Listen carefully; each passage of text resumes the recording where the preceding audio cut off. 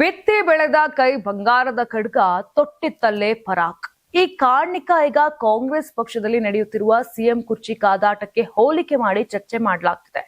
ಬಿತ್ತಿ ಬೆಳೆದ ಕೈ ಬಂಗಾರದ ಖಡ್ಗ ತೊಟ್ಟಿತ್ತಲೇ ಪರಾಕ್ ಅಂತ ಒಂದೇ ವಾಕ್ಯದಲ್ಲಿ ಕಾರ್ಣಿಕವನ್ನ ನುಡಿಯಲಾಗಿದೆ. ಇದು ಆವನೂರ ಅಂದ್ರೆ ಚಿಕ್ಕ ಮೈಲಾರ ಸಮೀಪದ ಜೋಗ ಮರಡಿಯಲ್ಲಿ ಮೈಲಾರ ಲಿಂಗೇಶ್ವರನ ಕಾರ್ಣಿಕದ ನುಡಿಯನ್ನ ಗೋರವಪ್ಪ ಆನಂದ ಬಿಲ್ಲಾರ ಹೇಳಿರುವಂತದ್ದು. 360 ವರ್ಷಗಳ ಇತಿಹಾಸದ ಆವನೂರ ಗ್ರಾಮದಲ್ಲಿನ ಚಿಕ್ಕ ಮೈಲಾರದ ಕಾರ್ಣಿಕೋತ್ಸವವು ವಿಜಯನಗರ ಜಿಲ್ಲೆಯ ಹೂವಿನ ಅಡಕಲಿ ತಾಲೂಕಿನ ಮೈಲಾರದ ಟೆಂಕನ ಮರಡಿಯಲ್ಲಿ ನುಡಿಯುವ ಕಾರ್ಣಿಕ ದಿನದ ಹಿಂದಿನ ದಿನ ಇಲ್ಲಿ ಕಾರ್ಣಿಕವನ್ನ ಹೇಳುತ್ತಾ ಬರಲಾಗಿದೆ. ಮಂಗಳವಾರ ಸಂಜೆ ಸಾಂಪ್ರದಾಯಿಕ ಪೂಜೆಗಳ ನಂತರ ಮೈಲಾರ ಲಿಂಗೇಶ್ವರನನ್ನ ಮೆರವಣಿಗೆಯಲ್ಲಿ ತರಲಾಯಿತು. ನೀವು ಸಣ್ಣ ಆಗ್ಬೇಕಲ್ವಾ? ಅದು ಒಂದು ಉತ್ತಮ ಆಹಾರದಿಂದ ಸಣ್ಣ ಆಗ್ಬೇಕಲ್ವಾ? ಪ್ರತಿದಿನ ನಮ್ಮ ಜೀನಿ ಸ್ಲಿಮ್ ನ ಯೂಸ್ ಮಾಡಿ ಯಾವುದೇ ಸೈಡ್ ಎಫೆಕ್ಟ್ ಇಲ್ದಂಗೆ ನೀವು ಸಣ್ಣ ಆಗ್ತೀರಾ.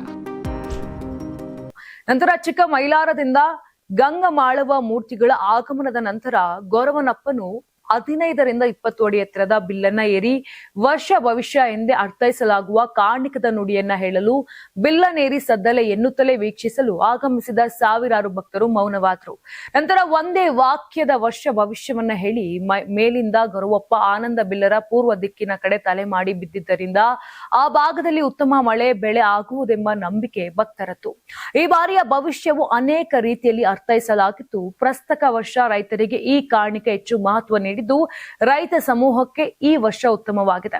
ಇನ್ನು ಜಮೀನಿನಲ್ಲಿ ಬಿತ್ತಿ ಬೆಳೆದ ರೈತನಿಗೆ ಲಾಭವಾಗಲಿದೆ. ಮುಂಗಾರು ಹಾಗೂ ಹಿಂಗಾರು ಮಳೆ ಉತ್ತಮವಾಗಿ ಆಗುವುದು. ಗೌರವಪ್ಪ ಕಾರ್ಣಿಕದ ನುಡಿಯನ್ನ ರಾಜಕೀಯವಾಗಿ ಅರ್ಥೈಸುವ ಜನರು ರಾಜಕೀಯ ಪಕ್ಷದಲ್ಲಿ ಕಷ್ಟಪಟ್ಟು ದುಡಿದ ವ್ಯಕ್ತಿಗೆ ಈ ವರ್ಷ ಅಧಿಕಾರ ದೊರೆಯುವುದೆಂದು, ಪಕ್ಷಗಳಲ್ಲಿ ಕಷ್ಟಪಟ್ಟು ಕೆಲಸ ಮಾಡಿದವರಿಗೆ ಉನ್ನತ ಹುದ್ದೆಗಳು ಲಭಿಸುವುದೆಂದು, ಕಷ್ಟಪಟ್ಟವರಿಗೆ ಒಂದಲ್ಲ ಒಂದು ದಿನ ಅಧಿಕಾರ ದೊರೆಯುತ್ತದೆ ಎಂಬುದು ಈ ವರ್ಷ ಸತ್ಯವಾಗಲಿದೆ ಅಂತ ಅನೇಕರು ವಿಶ್ಲೇಷಣೆಯನ್ನ ಮಾಡ್ತಿದ್ದಾರೆ.